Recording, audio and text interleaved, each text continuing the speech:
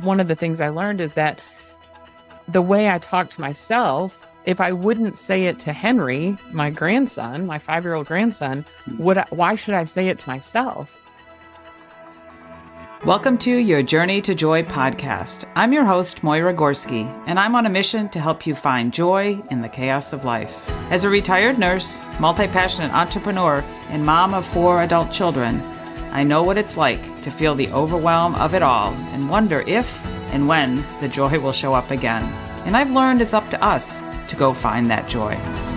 On this show, you will hear inspiring stories from those who have overcome all kinds of life challenges, tips on how to stay healthy and vibrant during the ups and downs of life, and simple ways on finding joy in your own life. Let's face it, life is messy, yet when we travel together on this journey, support and encourage each other along the way, that joy starts to show up again. I'm so excited to lead you on this journey of you to find the joyful life that you deserve.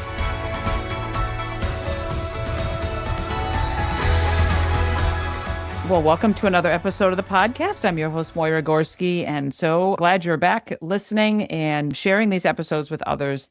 And it always is my favorite day when I can bring somebody on who I've met in my journey of life and share her story, especially when they're just so aligned with what I do as well. As you know, that I'm always about helping people just live a joyful life, but really thrive in mind, body, and spirit. And Angela Belford that is always a goal of hers. She's coming to us today. She's a speaker, author, personal growth coach who helps people navigate life's challenges with more self-awareness, emotional resilience, and confidence. She's authored 2 books that we're going to talk about, and she uses those as tools as she coaches others, again, to live a life of thriving, not just surviving, both in our work life as well as our regular life. So, Angela, thanks for joining me today. So thrilled you're here. Thank you. It is lovely to be here. And I love when our mutual friend, the internet, can bring very cool people together. It is sort of a magical way of living. And social media is, I think, demonized in a lot of, and it can be used for evil and for bad, but sometimes it's also used for good and for connection. So It's so nice to be here today. Yeah. Thank you. You're welcome. It is amazing. As we were talking before we went on here, I just love community. I love to be together with people, but I'm also very thrilled when I've met somebody this way, through social media, through Zoom, things like that. And then, sometimes I get to meet them in person and it's just this incredible, oh my gosh, we've known each other in the little box for so long. And now we get to hug each other and things like that. So it's a cool thing. So, I always start my chats off with my guests of the story. That's really where it starts and I know that you have a story of how it brought you to today, the things that you went through, you learned from that. And so you're helping others. So I'd love for you to start with your story, kind of start there and share what you feel is most appropriate so that we can get to know each other, so our guests can get to know each other, get to know you a little bit more. And so let's start there.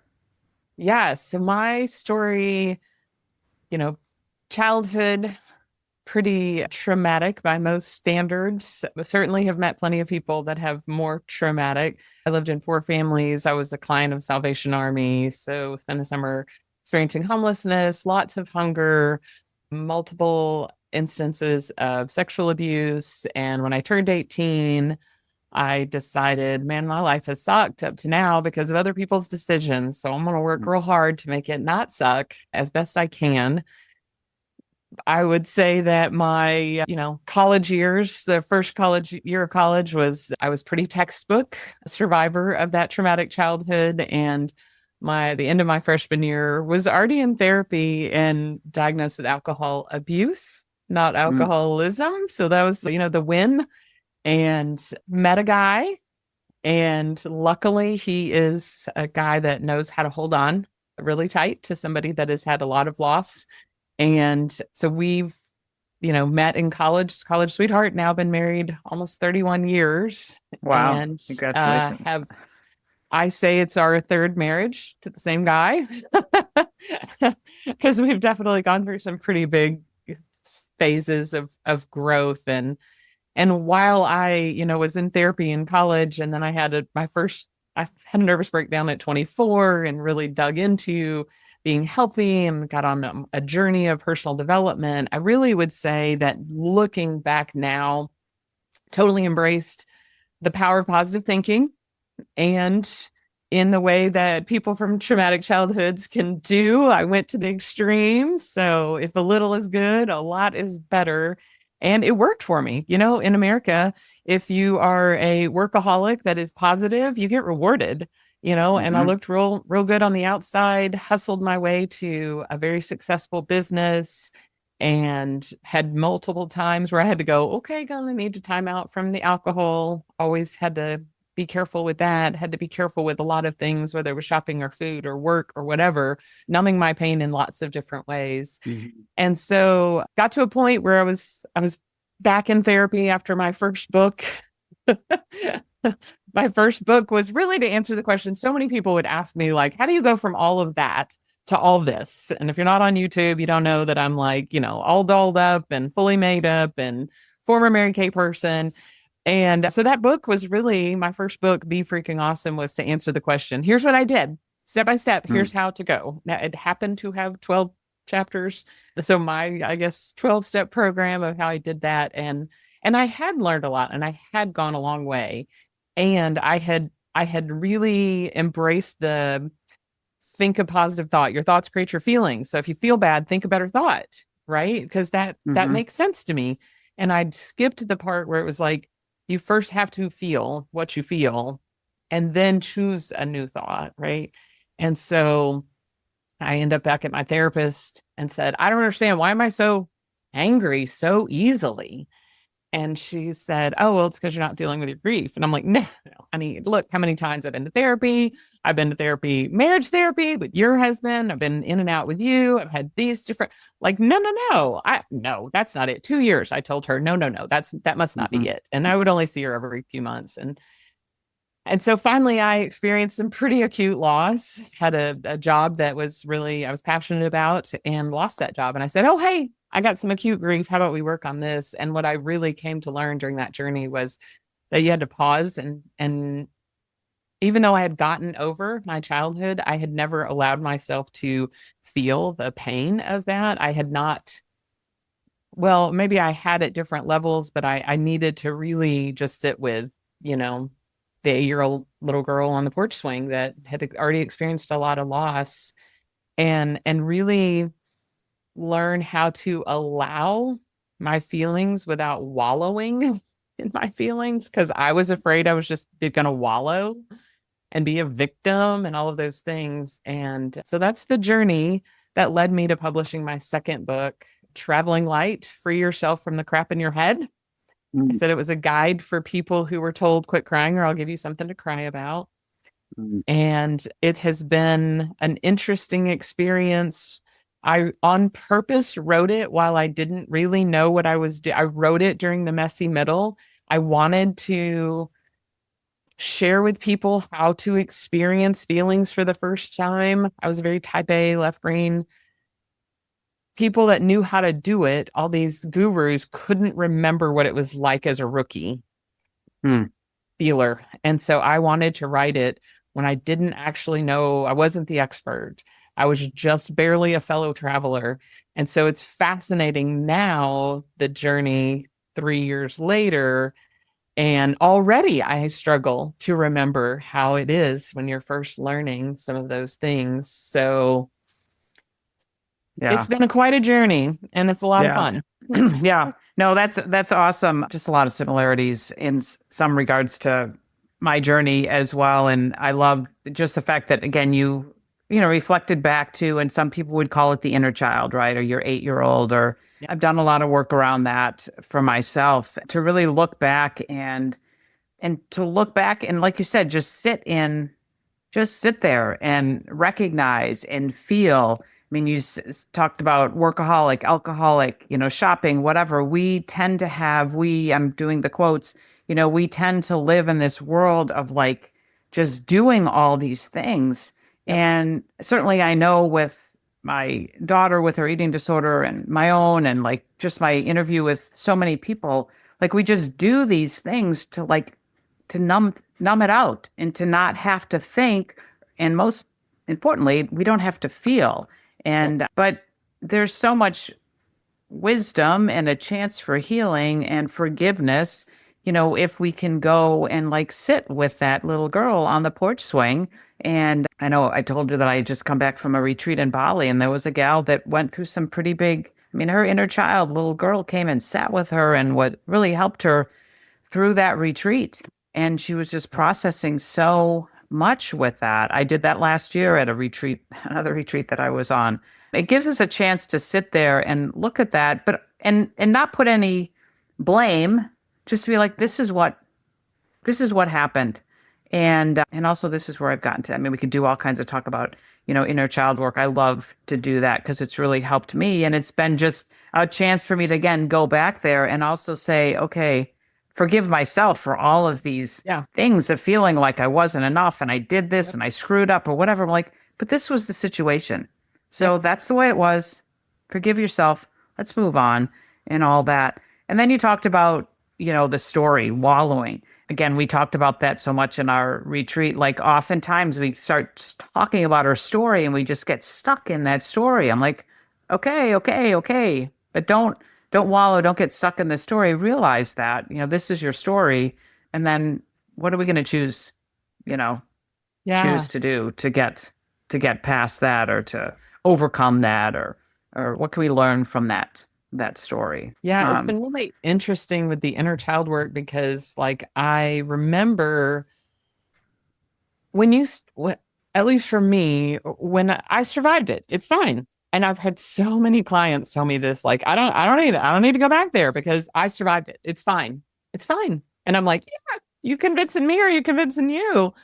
And the reason why I said I've never, but the earliest work I did on this idea of starting to give grace and really see that child was when I turned 29, my daughter turned 8, and I realized that when I turned 8 is when my mom died, and I could see myself in her. Like until then, it was just something that happened and it just survived. And when I could see it in her and see this would be really hard for her, it makes sense that it would be hard for an 8-year-old to lose their mom. It was the beginning of me like really starting to give myself some grace. And the beautiful thing is that now I have grandchildren. And so my oldest grandson is 6. And as he has gotten older, I see the attachments he has to us. And even then the younger one is about to be 3. And I had experienced loss even earlier. I'd experienced loss at 14 months. A cousin that was like a brother had died in a trailer fire. And I had just discounted that. Like, even though I'd worked with my therapist and she's like, what's your earliest loss? And I'm like, there's no way I remember this at 14 months. And then when I had my grandson and he was 14 months, I'm like, he would absolutely feel the loss. He would absolutely, and he would have no cognition. He would not remember, but he would feel it so intensely. And so it's been fascinating to then be able to look at him. And several of my friends have also learned some things from this, because I said this, one of the things I learned is that the way I talk to myself, if I wouldn't say it to Henry, my grandson, my 5-year-old grandson, why should I say it to myself? Right? Like and it's weird because with kids, they still are a reflection of us. They're still like we make it mean something about our parenting. And so we get a glimpse of that with our kids, but it's still a little bit too close. And we still like want them to act right and be right and do right and accomplish and do all those things, because then that makes us look good. Oh, we must have done a great job. Right. But with the grandchildren, like you finally get to the point where you're just like, 2-year-old's gonna be what 2-year-old's gonna be. Right. And I'm not even that old as a grandparent. I mean, I'm 52. And so I can just really have so much more grace. And then I'm like, okay, well, if the 2-year-old and the 5-year-old deserve grace, then I deserve grace. Right. And then that person inside of me can be spoken to kindly, can be spoken to compassionately.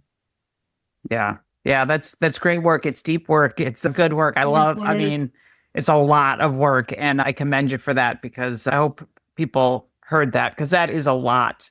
That is a lot of work and I can't wait to be a grandparent someday. But it's a lot of work. It's also so worth it Oh yeah. because then now I can be so much more wholehearted for my grandkids and for my Hmm. children, because I can release so much of those expectations that even though it is hard work and deep work, the rewards are incredible. Oh yeah. Well, and again, the work that I did last year at a retreat with that inner child and looking at things and I came home and I called all my kids and I apologized to them. I apologized to my husband after I had apologized to myself, like on the floor during a breathwork meditation and crying and all of that. And I told all of my children, like, listen, these are things that I'm realizing as I'm doing this work, and I realize I can't change that, right? I can't change the past. I can acknowledge it. This is what happened. This is what I saw. I saw you. I see you. And today I'm just committing to being today, being here today and loving Yeah. you and just moving forward. And again, I just got overall chills. Like it's just forgiveness is not, I mean, it frees you so much, So much. forgiving someone else, forgiving yourself. It frees you from those past, like you said, attachments and things that just weigh us down when, Yeah. again, sometimes we don't even, oh, it's not a big deal. Well, all those things that happen in our lives are a big deal. And if you believe it, I mean, they get stored, all of that They emotion gets do. stored in our body. And if Absolutely. we don't do this work, we continue to do things in our life. And sometimes we don't even know what we're doing. Like, why am I Yeah. drinking so much? Why am I shopping so much? Yes. Why have I ruined Yep. every relationship I've been in? Those kind Yeah. of things. Yeah, I will say my proudest parent moment came, it's been 4 or 5 years ago now, but my daughter worked somewhere. I had been mentoring somebody where she worked because the person had a similar backstory of me.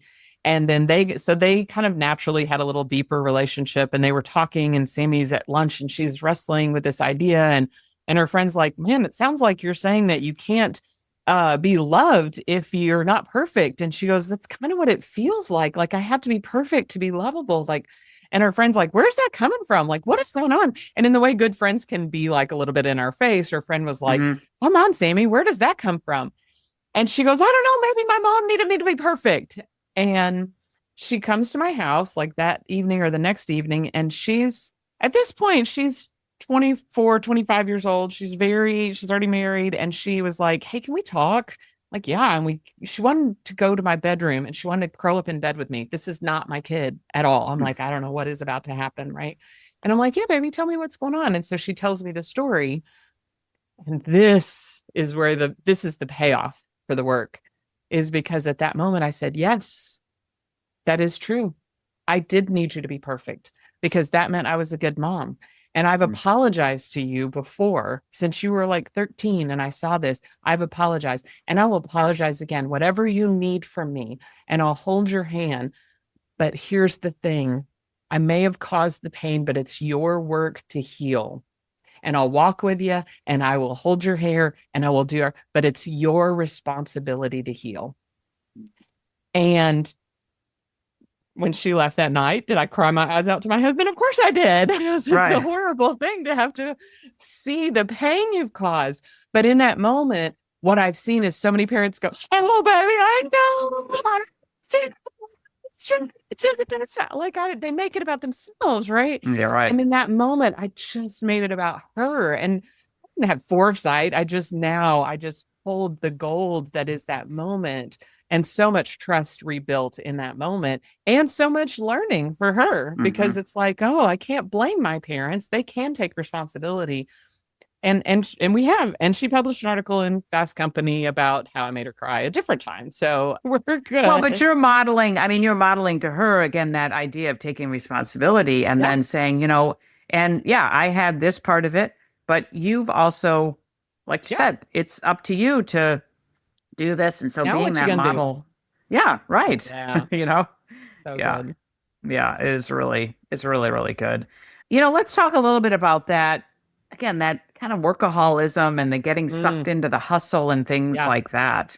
Yeah, I would love to because I've got this new kind of aha moments. I think we coaches like live for the aha moments, maybe. Mhm, I'm not sure. And sometimes it feels like I've known this, but I didn't know it. And and then like a year from now I'll be like, no, but I didn't really know it, right? mm, I even read my first book and I'll be like, oh, I guess I kind of knew this stuff. I kind of talk about it, but not in this same way, whatever. mhm, Anyway, so, as I built my company, I was really driven by the idea of, and it wasn't conscious, but I was always trying to outrun the voices in my head. I can now look back and see that I wanted to prove I had what it takes. I wanted to prove I could overcome my childhood. I wanted to prove I'm enough. I'm good enough. I'm fast enough. I'm lovable. I belong here. And when you do that, like you're never going to get there because the mhm, goalposts are always going to be moving. You're going to always be comparing yourself to somebody new.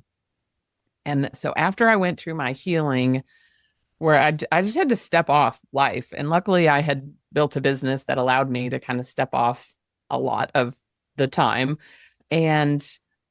And so I wrote my book and I went through this healing. And then as I re-engaged in the business, I was like, okay, but I want to be careful. Like I couldn't even, I'll set this goal, but I gotta have work-life balance. Like I don't want to be a workaholic. Like it was just this angsty kind of energy, right? Of like, but I'm not gonna go back there. I don't want to go back to my workaholic ways, right? And so it was just always, and it's so weird because people are just like, how about you just do the thing, And I'm like, no, no, no, you don't know what's in my head. Like mhm, I am a mhm, driven type A personality or I was driven type A personality. I also pendulum swung where I was like, "Mm, feelings. I don't feel like it today. Dun, dun, dun. So I'm not going to, right?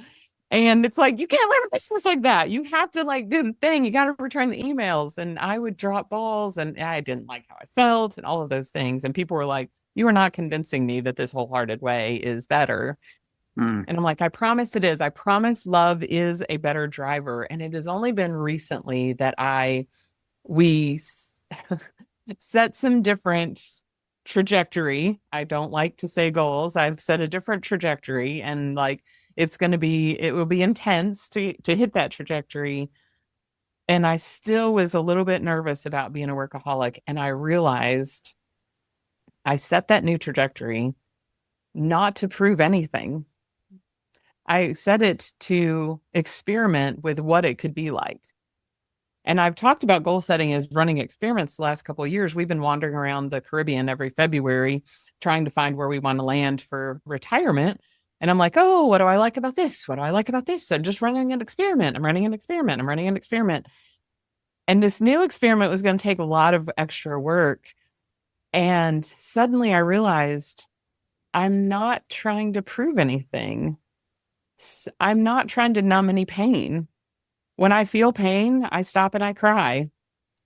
Yesterday, that was 12 minutes, refixed my makeup and went on with my life, right?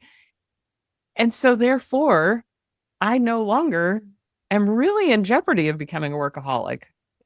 I'm not really in jeopardy of the whole hustle culture because now it is purely to run an experiment to see, wonder what that'll be like. Wonder what that would be, what that experience will be like. And it's still new. And I know you and I talked about the idea of like being okay with being in the messy middle.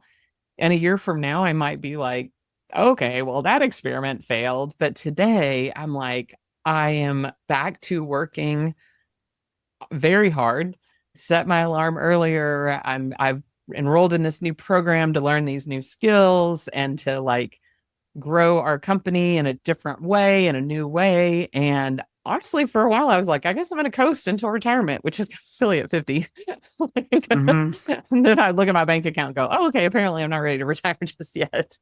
Anyway, Right. so it's been really interesting. And I now feel like I can be more of the poster child for no, no, no, no, no. Really, the energy that I have to now engage in my work and to now be able to do, people are like, you've got a lot going on. I'm like, I know. And I sleep really great and I go to bed on time and I wake up before the alarm and I'm ready. And it's been so interesting. And I finally feel like, okay, now I have to write another book because I've told you guys this was true and it's working. Brought to you by Gorski Wellness and the possibility of a better you. Are you feeling sluggish? Ready for a change? Need more energy? Up for a bigger challenge? I'm Moyra Gorski, retired nurse and wellness advocate. For over 22 years, I've been helping people live healthier lives while making small changes each and every day. Those small changes lead my clients to living a healthier lifestyle with markedly better health.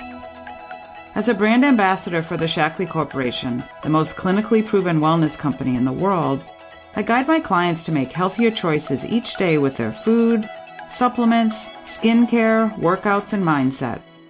They say getting started is half the battle. Let's make healthy happen together. If you're ready for simple, natural, sustainable solutions to feeling and looking your best, let's connect. You'll find a link in the show notes or reach out to me at moyragorski.com. Here's to a better you. Even I could see it. I know people can't see this online, but I mean, your energy is light when you talk about that. I mean, again, I've gone through a lot of the same thing. I've hustled, I built a business, mentored teams and stuff like that. And that's just what we did. And as I had more time to do it, as my kids were in school, I just did more. And I'm, similar in that, like, okay, how can I balance this? Like, if I'm not working, like, but I'm not doing anything, and then maybe I'm lazy and maybe I'm not accomplishing, right? It's like, and it's like, but how do you do this? Like, don't work as hard, but you still, I mean, because I'm a driven person, like, that's just what I do. I get shit done. I just go and do it. But how am I supposed to do less when I don't really want to do less? And all of that stuff, right? Because I don't want to be seen by myself or anybody else that I'm less than an awesome person, right? Right. I think I came to this conclusion. I go to New Orleans a couple of times a year because that's where my chosen family is, and just sort of reconnect. And I realized this has been going for 5 years now. We've been doing this a couple times a year. And I was walking and I go, you know what I noticed is that 5 years ago when I was down here, I was talking about this job I was doing. And then I was down a couple years later and I was talking about my book. And then I was down a couple years later and I was talking about this thing.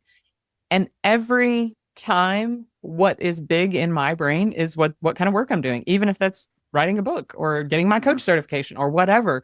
I'm like, it turns out I just like to work. And I have a ton of friendships. I love, love, love building relationships, and I like to work. And so I was like, maybe you're just kind of the person that just likes to work, and that's okay. Maybe it's just okay. I try really hard to like make sure that I have conversation with people that are not just work, so I'm reading books so that I can have something interesting to talk about that isn't work. But it's been really cool just to allow myself to be who I am. And I think people used to kind of make fun of me. Oh, she's so driven. She's so type A. And I'm like, yep. But see, we are just, it's just so funny. We are so similar. And, just this brief time that we've been talking, I, live in the suburbs of Chicago. I lived in Wheaton we lived in Wheaton for almost 30 years, the last house for 25 years. And then this last summer, we decided it's just time to sell the house. And most of the kids are gone, except for our daughter. She still lives with us. We just didn't need the space, right? And it was just time to close that chapter. So we moved a little bit farther west from where we lived and found this cute little cottage in Geneva and moved here. And now it's only like 20 minutes from where I used to live. But nobody knows me out here. And I don't have people on my wellness team. I mean, there are a few people out here, but not in this town. And so it's like, was this whole new opportunity for me to just, to continue to grow my business, to meet more people, just like you. I love to talk to people and just do other things. And as I was talking to my friend and mentor in my business, and we were talking about goals and all of that, I was like, you know what? Sometimes I set these goals and then I don't reach them. And then it's like, because I set the big goals, right? And because that's who I am, but then I don't reach them and then I feel like I'm not enough. And what am I doing? And really, am I growing my business? All of that stuff that goes through your head. And I said, really what I want to do is think about the impact that I want to have in this area.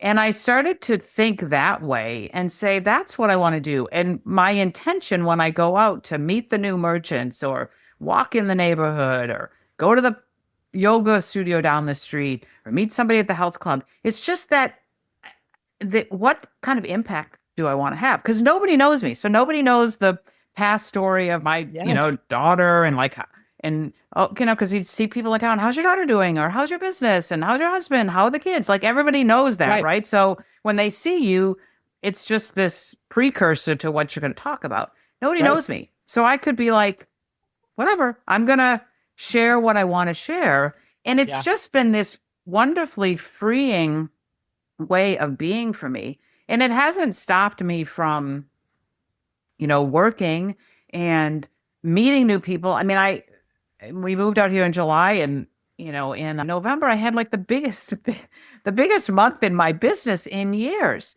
But it was just because I was meeting and I had taken on this new attitude of I just want to meet people and then have a great impact to bring people joy, to say, hey, I can help you with your health if you'd like, or let's go for a walk and let's talk about positive things or whatever. But Right. having that shift in thinking to say, I want to talk about impact as opposed to my goals, Right. it really changed things. Okay. It's like we're besties and we've been I on a know. total path because Besties that just met. I know, right? I love that. That's beautiful. So January, the 1st of January, my daughter and I, we are have been in the process of launching kind of a new part of our business, doing a lot more professional development communication.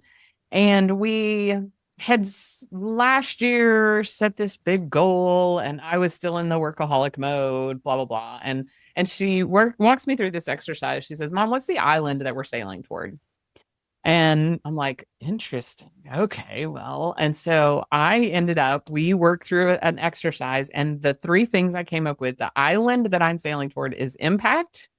I want to do fun and interesting work, and I want to have a well rounded life.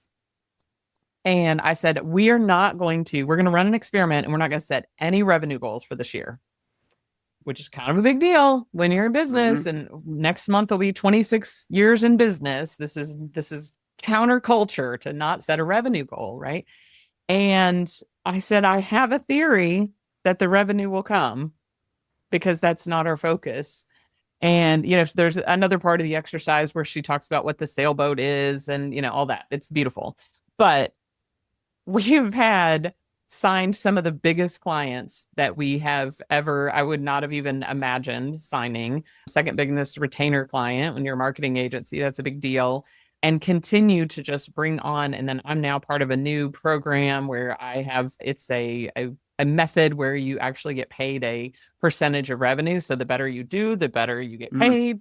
And so I'm like, and I'm so much happier because I'm chasing impact, to your point, and I want to do fun and interesting work. And I've said to people, I don't think that project's a good fit for us right now because it doesn't sound fun. It doesn't sound interesting. It sounds boring, actually.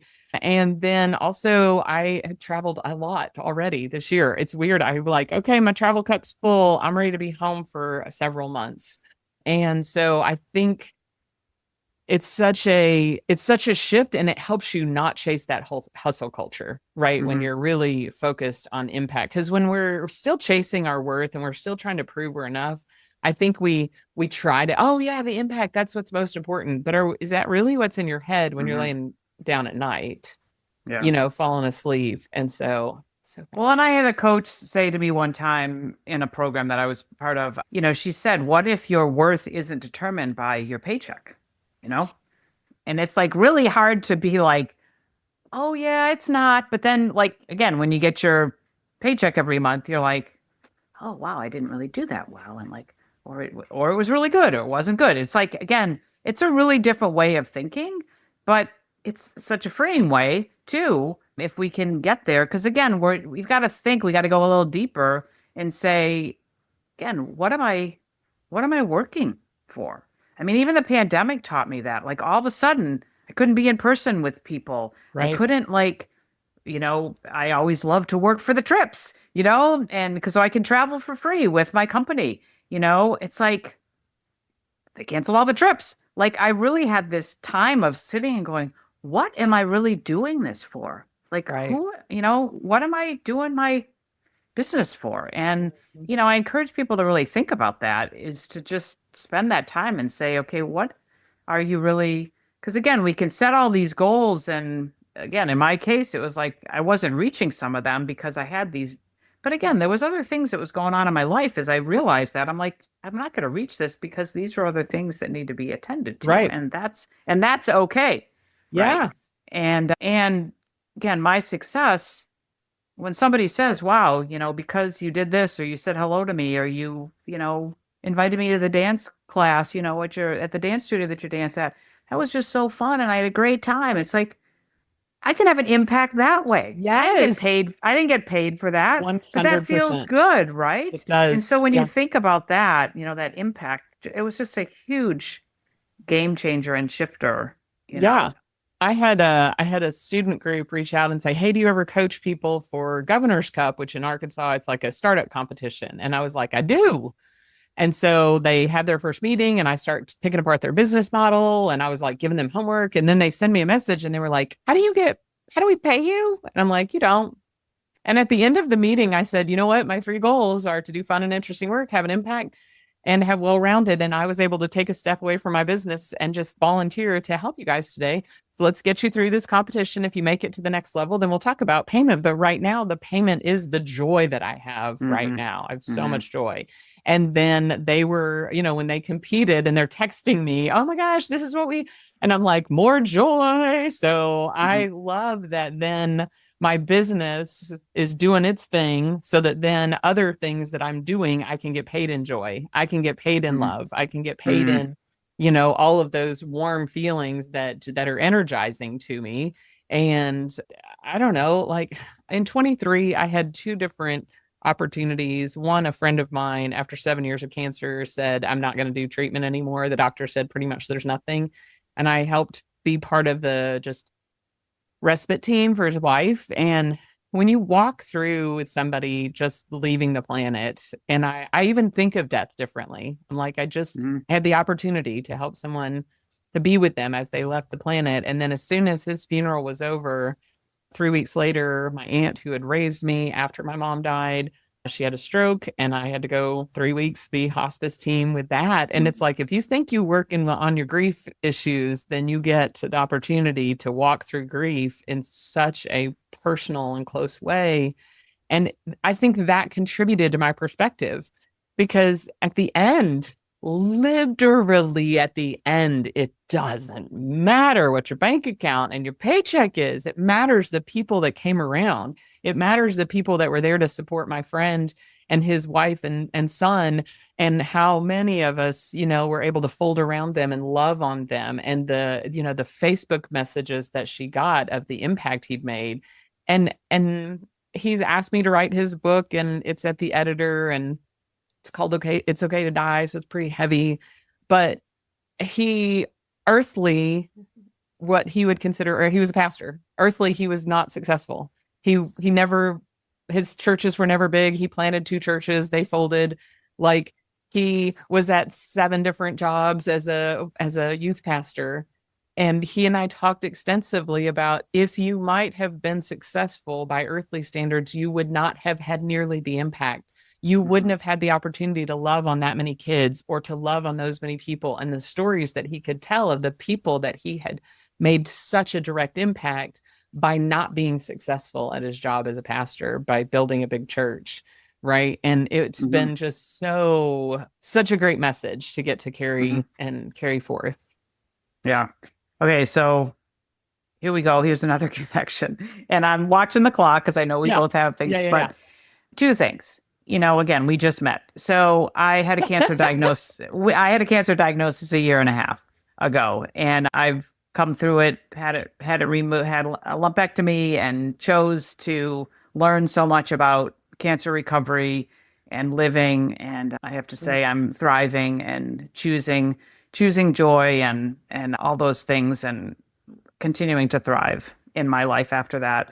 And then my dad, that was a wake up call. It changed my perspective on living. And I happened to go away that was in beginning of October, and I happened to go away right before Thanksgiving, as a friend suggested, just by myself, because I was like, again, I'm the wellness guru that got cancer. And I was like, I don't even know how to process this. So I went away by myself for a couple of days before Thanksgiving and just sat at this friend of mine's house that she had and let me use and prayed and flipped over oracle cards and lit candles and journaled and all kinds of stuff. And one of the things that came out was, I want to live. And because it's something that takes people, right? And I wanted to live. And I also realized that I needed to find the cancers in my life. And so I've been on this journey of getting rid of those cancers in my life. And again, it's given me just a new perspective on living.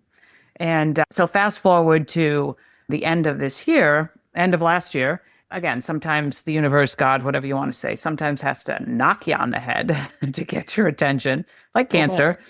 But he also, I broke my foot right before Thanksgiving.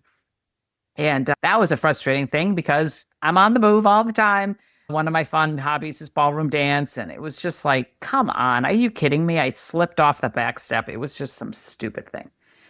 But I was also helping my 92-year-old father last year, deal with a cancer diagnosis and deal with going to his doctor's appointments and things like that. And at the beginning of December, he chose hospice. And, God told me, slow down and go be with your father. And that's what I did for the last 2 weeks of his life, because that's how long he was in hospice. And I didn't know this was go this way. But it was a gift that, thank God, I had to spend the time with him. And like you said, it doesn't matter in the end.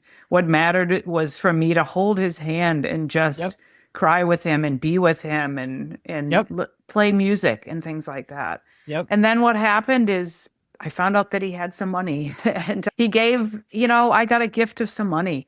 And that was a big reason why I went to Bali, because all of a sudden this opportunity for this retreat came up and I was like, I'm gonna go to Bali. And I was like, I guess I have the money because my dad left me a bunch of money. And so, and I processed through, and I still continue to process through the fact that, my dad, he left this earth and he's not living anymore, but he gave, and money's not everything, but when you have money, you have some choices. And he gave me this money, which I didn't know. He wasn't saying, hey, here you go, honey, when I'm gone. It just came to me as my sister, told us and figured out his will.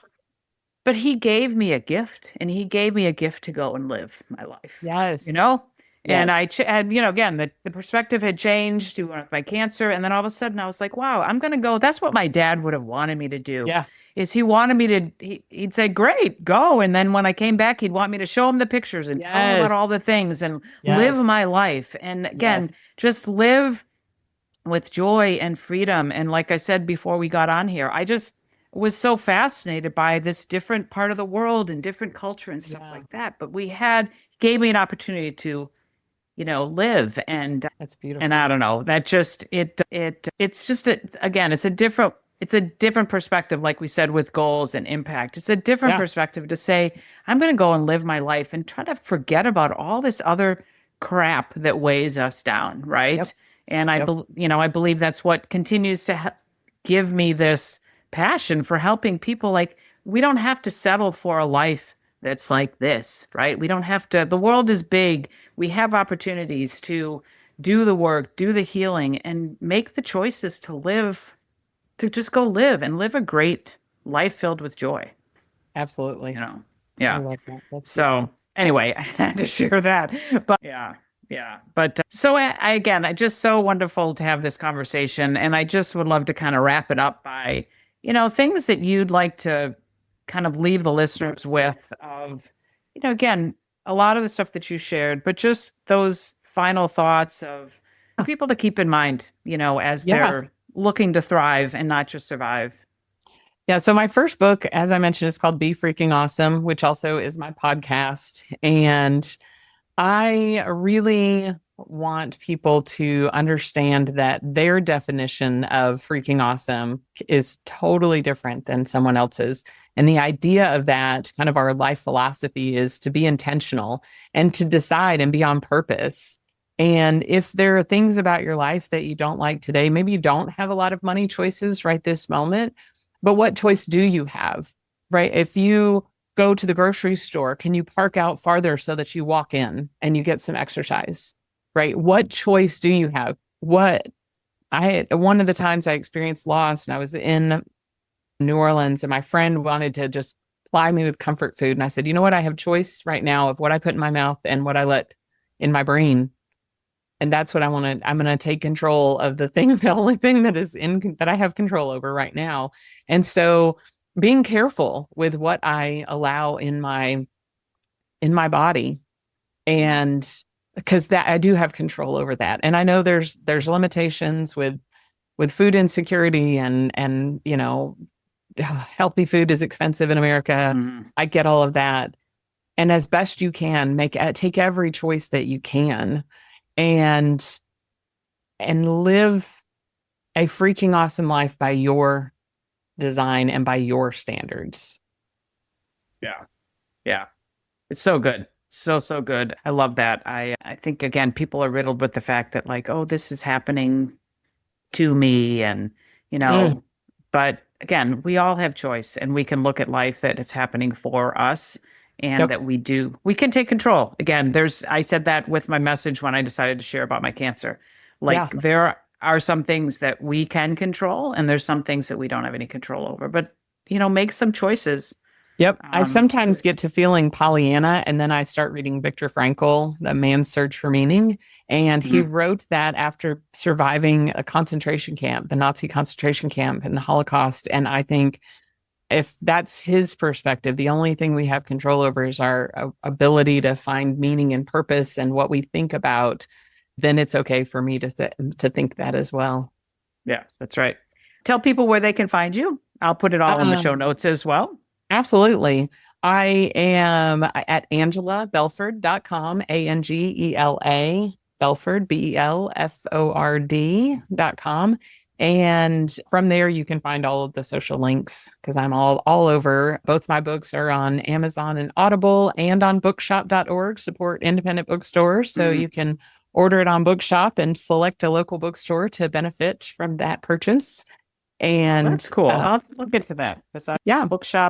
Bookshop.org. Yep. And then you can select your local, and they have ebooks as well. So anyway, all the places that you can find online, I am there. Yeah. Awesome. Well, thank you, Angela, for finding me and for having this wonderful conversation. Just as always, it's always so fulfilling for me.